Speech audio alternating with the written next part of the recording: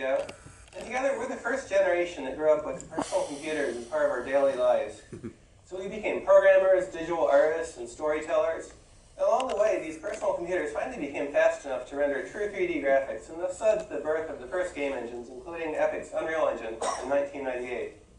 Now, a game engine is a bundle of software technologies and tools, 3D graphics, simulation, artificial intelligence, and multiplayer networking that enables creative folks to build immersive and interactive experiences.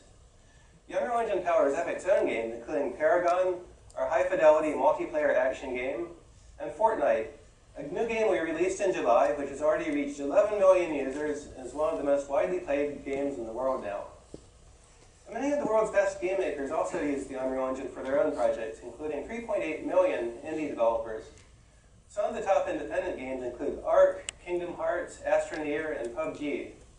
And nowadays we're seeing a new trend with Unreal being used way beyond the game industry. Ken, why don't you tell us more about that? Sure, thanks Tim.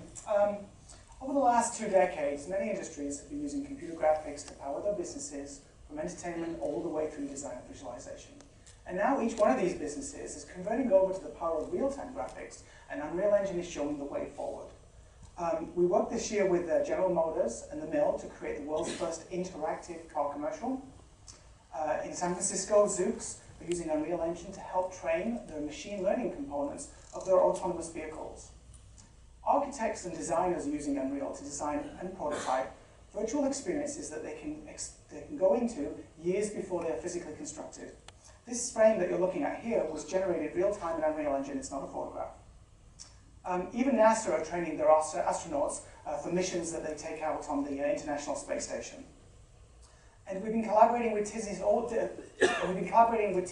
across the Walt Disney Company.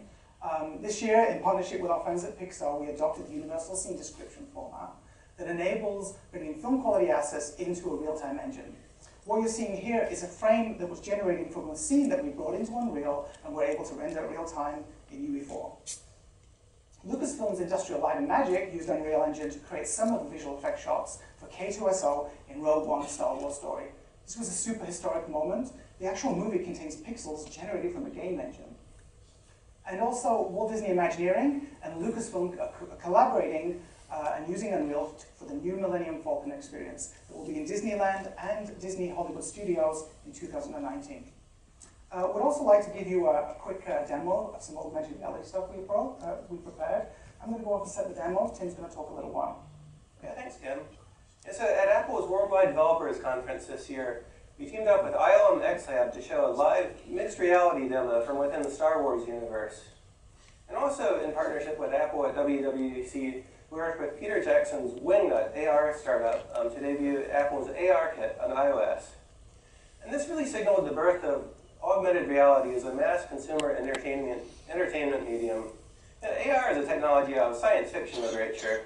It only became real this year for the first time when Apple brought it to 100 million iOS users. We think that this combination of AR and digital human technology together will lead to new types of experiences that transcend both gaming and storytelling. I'm all set. All right, this is leading edge technology. This is an iPad Pro, and through the power of Unreal Engine and Apple's AR kit, we're able to use this as a virtual camera to shoot an augmented reality scene. So let me pop up the asset that we've got. Back a little bit. Okay. Wonderful. So what you're seeing up there is, okay, it's working. Okay, so what you're seeing up there is, this is my view in augmented reality on the iPad, and the images on the right-hand side are the images that are being generated, the virtual images that are also being then beamed into this augmented reality experience. So I can walk up to Vader, look at the quality of his materials and the lighting and how photorealistic he is. Now that's not just a regular asset, that's the asset that ILM produced for the movies, the CG asset, translated to run in real time inside Unreal Engine. So excellent detail, as you can see. So the next thing I want to show is where we are with our little bit of research into digital humans. So let me swap over. Okay. So this here is one of our friends, Mike Seymour from the University of Sydney. And instead of me explaining what you're looking at, I'm going to get him to do it. Hi, I'm Mike Seymour, and I'm a researcher at Sydney University looking into synthetic humans. What you're looking at is a digital version of me, but controlled by the real me, all being done interactively and in real time. And it's kind of a glimpse into virtual communication, which has enormous implications moving forward into things like education, medicine, and of course, entertainment.